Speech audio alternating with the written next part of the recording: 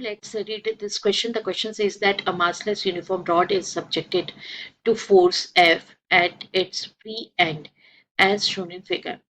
The ratio of tensile stress at plane P1 to stress at P2 is. Options are 1:2, root 2:1, 1:4, 3:2. We have to choose the correct option. आइए बच्चों discuss करते हैं की concept. तो बच्चों की concept में आपको बता दें कि यहाँ पे कैलकुलेट कैसे करना है टेंसाइल स्ट्रेस को। तो टेंसाइल स्ट्रेस हम कैलकुलेट करेंगे, that is equals to perpendicular force divided by area. That is जिस भी पॉइंट पर हमें कैलकुलेट करना होगा उस पॉइंट पर हम परपेंडिकुलर फोर्स कंसीडर करेंगे, कैलकुलेट करेंगे and divided by cross sectional area. तो चलिए अब देखते हैं सॉल्यूशन। तो देखिए बच्चों यहाँ पे सॉल्यूशन में सबसे पहले तो हम पॉइंट P2 पे कैलकुलेट करने जा रहे हैं। तो at point P2 tensile stress is equals to force, perpendicular force. यहाँ पे परपेंडिकुलर फोर्स लेना होगा। इस पॉइंट पे जितना भी परपेंडिकुलर फोर्स वर्कआउट कर रहा है हम उसको कंसीडर करेंगे and divided by cross sectional area. तो यहाँ पे परपेंडिकुलर फोर्स कितना लग रहा है, जैसे कि आप डायग्राम देख रहे हैं वो F की इक्वल है और एरिया सपोज हम यहाँ पर एरिया A ले लेते हैं तो एरिया A के इक्वल हो जाएगा। तो ये F अपॉन E। तो हमारा जो P2 पे टेंसाइल स्ट्रेस है तो एट P2 टेंसाइल स्ट्रेस हो गया F upon E। Now at, ये तो हमने एक कैलकुलेशन किया, सेकेंड कैलकुलेशन कर रहे हैं तो एट पॉइंट P1। तो बच्चों P1 पे जैसा आप देख रहे हैं ये 60 डिग्री एंगल पर है। तो यहाँ पे डायग्राम हम बना लेते हैं कि कुछ ऐसा सरफेस गिवन है जो कि फ्लैटन इस जो सरफेस है उससे मतलब एक्सियल जो पोजीशन है उससे कितने एंगल पर गिवन है, ये 60 डिग्री एंगल पर गिवन है। तो ऐसे कंडीशन में मुझे परपेंडिकुलर वाला जो फंडा है वो कैलकुलेट करना है।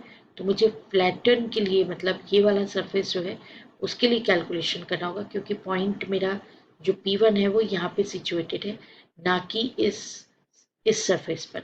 ठीक, हम इसको मतलब लेंगे कि हमको ये वाले इसमें कैलकुलेशन करना होगा। सिचुएटेड तो वो यहाँ पे है बट हमें कैलकुलेट किस पे करना है, टेंसाइल स्ट्रेस है तो परपेंडिकुलरली कैलकुलेट करना है। तो इस कंडीशन में हम कंपोनेंट लेंगे। अब सपोज हम ये ले लेते हैं कि यहाँ पे हमारा जो एरिया है वो A डैश है।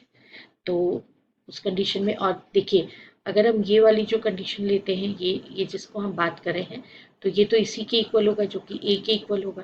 तो अगर ये A है, अगर मैंने इस क्रॉस सेक्शन को A दिया है तो मेरा ये वाला क्रॉस सेक्शन भी किसके इक्वल होगा, A के इक्वल होगा। इस क्रॉस सेक्शन को मैं A डैश ले लूँ तो जैसा आप देख रहे हैं कि इनके बीच का एंगल 60 डिग्री है।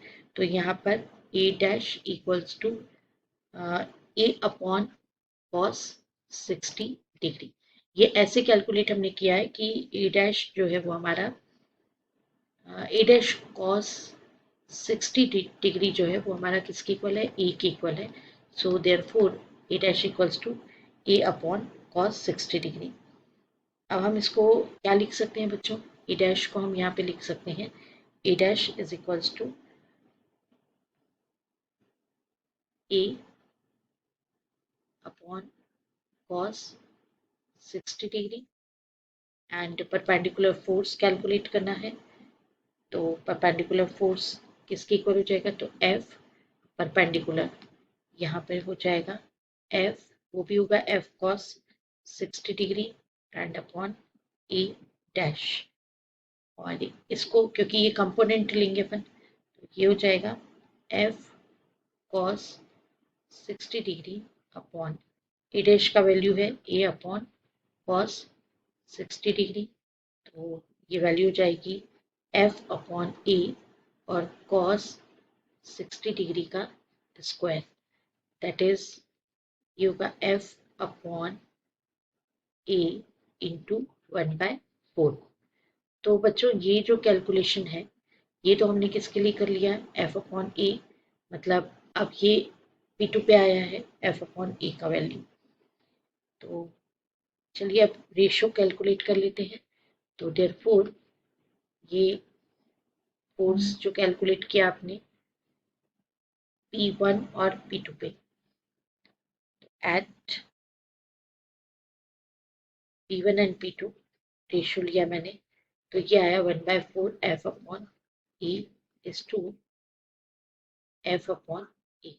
F upon A cancel, that is 1/4 is to 1, और इसको अरेंज कर लेते हैं तो ये हो जाएगा 1:4। So therefore option C is the right option. I hope you understood it well. Best of luck. Thank you.